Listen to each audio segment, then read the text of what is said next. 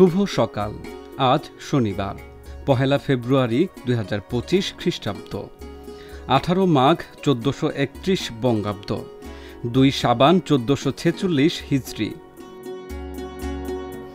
আজ সাবেক রাষ্ট্রপতি ও প্রধান বিচারপতি শাহাবুদ্দিন আহমেদের জন্মদিন। ১৯৩০ সালের আজকের এই দিনে নেত্রকোনার কেন্দুয়ার পামাল গ্রামে জন্মগ্রহণ করেন তিনি।